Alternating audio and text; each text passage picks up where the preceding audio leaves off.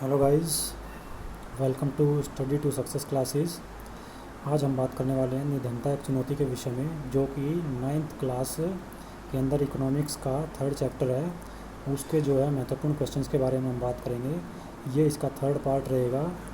पहले 2 पार्ट्स के जो है लिंक मैं जो है डिस्क्रिप्शन के अंदर दे दूँगा, वहाँ से उनको आप देख सकते हैं कि कौन से उसके अंदर क्या है कि इस लेसन के अंदर महत्वपूर्ण क्वेश्चन बन सकते हैं। तो चलिए स्टार्ट करते हैं 3rd पार्ट को। पहला जो क्वेश्चन है, निर्धनता से क्या अभिप्राय है। निर्धनता से अभिप्राय क्या है हमारा? निर्धनता से अभिप्राय है जीवन के लिए न्यूनतम उपभोग्य आवश्यकताओं की प्राप्ति के न होने से है।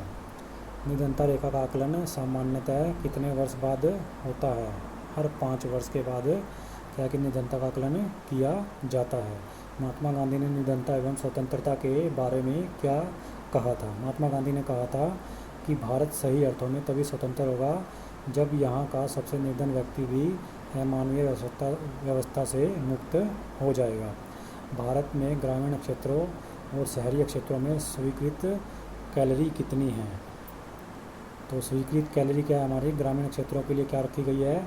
2400 कैलोरी। अगर प्रति व्यक्ति कोई व्यक्ति क्या है कि दिन के अंदर उपभोग करता है, लेता है, कंजम्पशन करता है उसका 2400 कैलोरी का ग्रामीण इलाकों के अंदर, तो वो क्या है कि हमारा उसके लिए क्या है कि निर्धारित की गई है ग्रामीण इलाकों के लिए। शहरी क्षेत्रों के लिए क्या है कि 2100 कैलोरी उपभोग प्रति व्यक्ति प्रतिदिन क्या गया कि रखी गई है। अगर इनसे कम कोई कैलोरी लेता है तो उसको क्या है कि कुपोषण जो होता है उसके अंतर्गत वो व्यक्ति आ सकता है।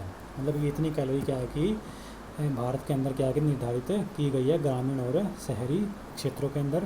2400 कैलोरी ग्रामीण क्षेत्रों के अंदर और शहरी क्षेत्रों के अंदर 2100 कैलोरी। उसके बाद अगर हम बात करें, अमेरिका में किस व्यक्ति को गरीब माना जाता है? जिसके पास कार नहीं है उसको क्या माना जाता है? गरीब समझा जाता है, गरीब माना जाता है अमेरिका के अंदर। भारत में निर्धनता रेखा का निर्धारण करते समय जीवन निर्वाह के लिए किन जरूरतों पर विचार किया जाता है? खाद्य ज़रूरतों जैसे कि कपड़ा और जूते, और इन पे क्या है कि हमारा मतलब कि खाद्य ज़रूरतें जो है उन पर, कपड़ों पे और जूतों पे के ऊपर विचार किया जाता है। ईंधन और प्रकाश के ऊपर विचार किया जाता है। और शैक्षिक और चिकित्सा संबंधी जो सुविधाएं हैं वो किन को मिल रही है और किन को नहीं मिल रही है, तो उसके ऊपर भी क्या कि भारत में निर्धनता रेखा का निर्धारण करते समय जीवन निर्वाह के लिए जो ज़रूरतें हैं उन पर विचार किया जाता है। नेक्स्ट अगर हम बात करें तो भारत में निर्धनता रेखा का निर्धारण या आकलन कैसे किया जाता है? बहुत ही इम्पोर्टेंट क्वेश्चन है, मोस्ट इम्पोर्टेंट क्वेश्चन हम इसको कहेंगे। और ये क्या है कि हमारा लॉन्ग क्वेश्चन है, लॉन्ग आंसर टाइप क्वेश्चन है।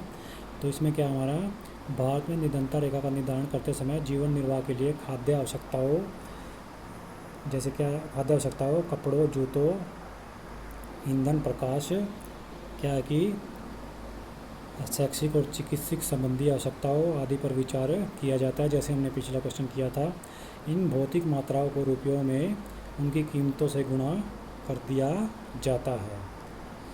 तो क्या आ जाता है हमारे पास? उनका टोटल आ जाता है, कुल आ जाता है। कुल हमने कितना खर्च किया उन वस्तुओं के ऊपर, उन सेवाओं के ऊपर। आगे क्या कि भारत में तय की गई न्यूनतम कैलोरी की मात्रा के आधार पर यह निर्धारित किया जाता है कि कोई व्यक्ति निर्धन है या नहीं है। जैसे कि हमने पहले एक क्वेश्चन किया था कि अगर ग्रामीण क्षेत्रों के अंदर 2400 कैलोरी से कम कोई व्यक्ति लेता है, उपभोग करता है, तो वो निर्धन की कैटेगरी में आ सकता है। उसी तरीके से क्या है कि 2100 कैलोरी अगर शहरी क्षेत्रों में कोई व्यक्ति लेता है, ये मतलब कि उससे कम लेता है, तो वो क्या है कि निर्धन की कैटेगरी में उसको रखा जा सकता है। इनके अनुसार वह व्यक्ति जिसके पास इतनी भी राशि उपलब्ध नहीं है जिससे उतनी खाद्य वस्तु खरीद सके जिसका उपभोग करने पर उसका निर्धारित न्यूनतम कैलोरी की मात्रा प्राप्त हो जाए, तो क्या कहलाता है? निर्धन कहलाता है, अर्थात निर्धनता रेखा के अंतर्गत आता है। उसके बाद क्या है कि भारत में निर्धनता रेखा का निर्धारण करने के लिए ग्रामीण क्षेत्रों में 2400 कैलोरी प्रति व्यक्ति और शहरी क्षेत्रों में 2100 कैलोरी प्रति व्यक्ति प्रतिदिन मात्रा स्वीकृत की गई है। उसके बाद क्या है कि नेक्स्ट क्वेश्चन की अगर हम बात करें तो क्या आप समझते हैं कि निर्धनता आकलन का वर्तमान तरीका सही है? बहुत से विद्वान यह मानते हैं कि निर्धनता आकलन का वर्तमान तरीका सही नहीं है, क्योंकि यह केवल एक स्तर से है अर्थात आर्थिक स्तर से ही निर्धनता का आकलन करता है, बाकी सभी स्तर को छोड़ देता है। तो ये था हमारा जो है निर्धनता एक चुनौती क्लास 9th का 3rd चैप्टर इकोनॉमिक्स से उसके महत्वपूर्ण क्वेश्चन, और ये हमारा 3rd पार्ट था।